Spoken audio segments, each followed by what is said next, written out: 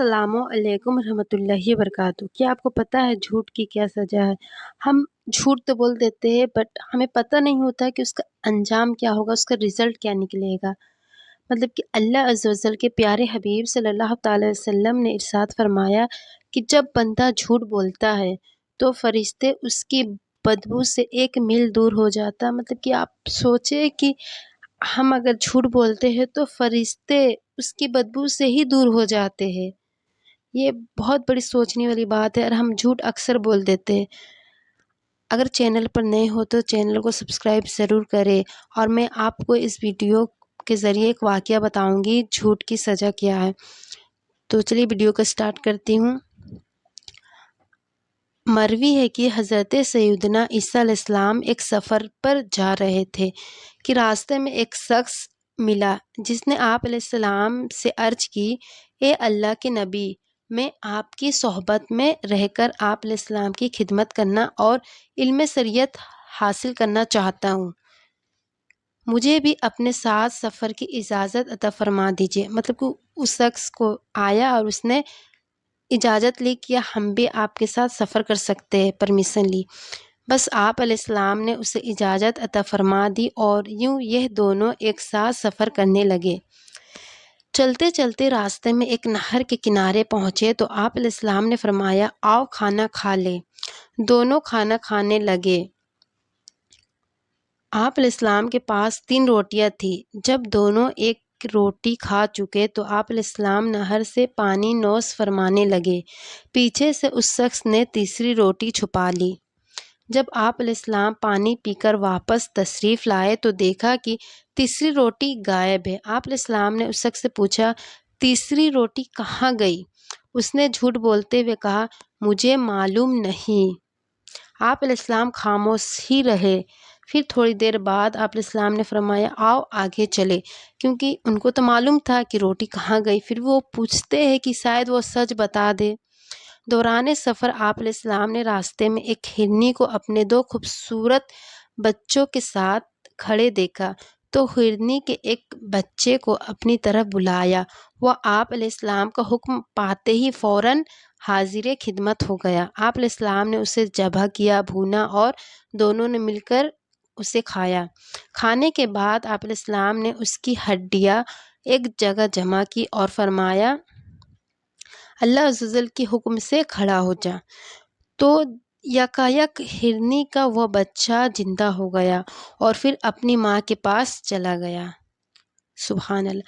اس کے بعد آپ علیہ السلام نے اس شخص سے فرمایا، تجھے اس اللہ عز و جل کی قسم جس نے مجھے یہ معجزہ دکھانے کی قدرت عطا کی، سچ سچ بتاؤ وہ تیسری روٹی کہاں گئی؟ مطلب کہ ان سے پوچھے کہ بتاؤ کہ یہ تیسری روٹی کہاں گئی؟ تو وہ بولا، مجھے نہیں معلوم۔ تو آپ علیہ السلام نے پھر فرمایا کہ چلو آگے چلتے ہیں۔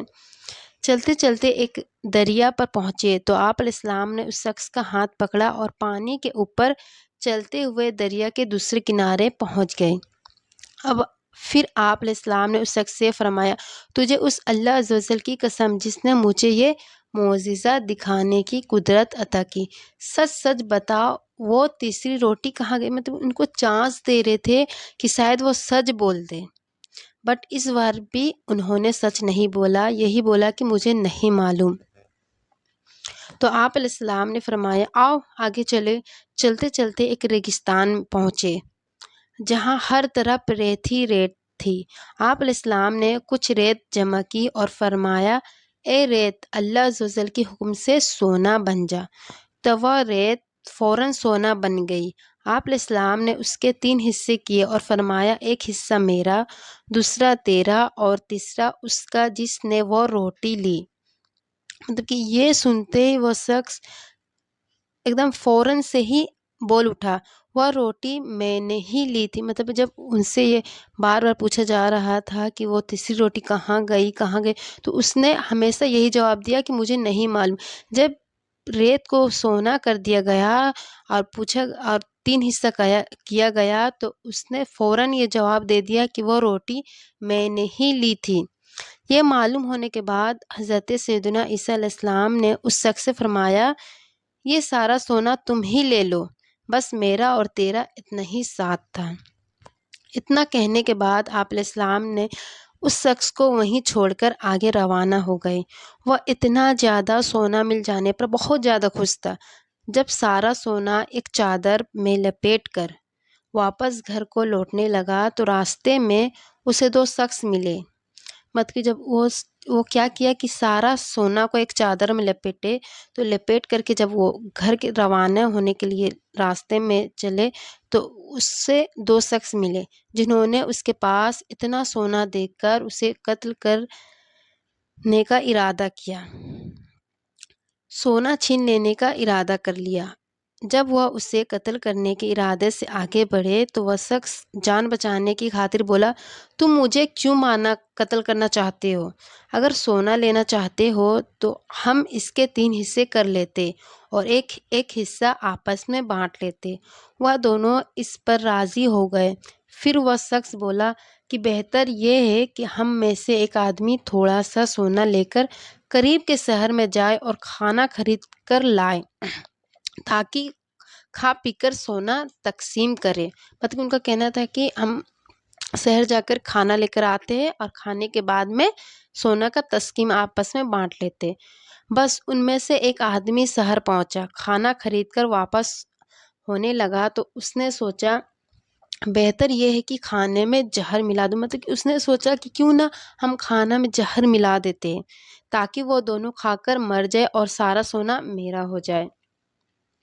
یہ سوچ کر اس نے زہر خرید کر کھانے میں ملا دیا۔ ادھر ان دونوں نے یہ سازش کی، مطلب کہ یہ دونوں بھی سازش کیے کہ جیسے ہی وہ کھانا لے کر آئے گا ہم دونوں مل کر اس کو مار ڈالیں گے۔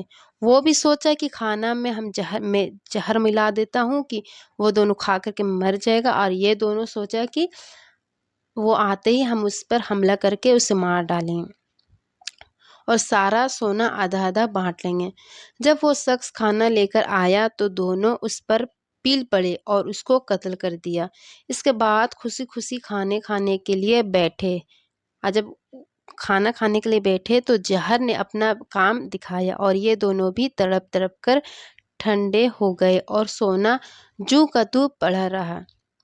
اس کے بعد کیا ہو گیا، کچھ عرصے بعد حضرت سیدنا عیسیٰ علیہ السلام کا واپسی میں وہاں سے گزر ہوا تو کیا دیکھتے ہیں کہ سونا وہیں موجود ہے اور ساتھ میں 3 لاشیں بھی پڑی ہے۔ تو یہ دیکھ کر آپ علیہ السلام نے اپنے ساتھ موجود لوگوں سے فرمایا، دیکھ لو دنیا کا یہ حال ہے، بس تم پر لازم ہے کہ اس سے بچتے رہو۔ مطلب کہ اس واقعے میں یہی بتایا گیا ہے کہ دیکھو ایک جھوٹ کی وجہ سے اسے دنیا میں بھی نقصانات ہوا اور آخرت میں بھی اسے نقصان ہوگا۔ آپ نے دیکھا کہ اس شخص کو جھوٹ اور مال دنیا کی محبت نے برباد کر دیا، اور نہ اسے دولت ملی اور نہ ہی جھوٹ سے کوئی فائدہ ملا۔ مطلب کہ اس سے نہ دولت ملی اور جو وہ جھوٹ بولا اس سے فائدہ بھی نہیں، بلکہ جان سے ہاتھ دھونا پڑا۔ اس کے ساتھ ساتھ دنیا و آخرت کا نقصان بھی اٹھانا پڑا۔ مطلب کہ اس ویڈیو کے ذریعے ہمیں کیا سیکھ ملتا ہے کہ ہمیں جھوٹ بولنے سے نہ ہمیں دنیا میں فائدہ ہوگی، نہ ہی اس سے مال ملے گی اور نہ ہی کوئی فائدہ ہوگا، بلکہ اس سے کیا ہو جائے گا کہ ہماری دنیا بھی خراب ہو جائے گی اور آخرت بھی۔ تو اس واقعہ کو مطلب کہ زیادہ سے زیادہ شیئر کریں اور آپ کمنٹ میں ضرور بتائیں کہ یہ واقعہ آپ نے سنا تھا پہلے کبھی یا پھر فرسٹ ٹائم آپ یہ واقعہ سن رہے، اور اس ویڈیو کو زیادہ سے زیادہ شیئر کریں تاکہ اگر کوئی جھوٹ بولنے کی کوشش بھی کرے تو اس واقعہ کے چلتے وہ جھوٹ نہ بولے، اور جھوٹ سے ہمیشہ نقصان ہی ہوتا ہے، بینیفٹ کوئی نہیں ہوگا۔ تو اس ویڈیو کو زیادہ سے زیادہ شیئر کریں۔ جزاک اللہ خیر۔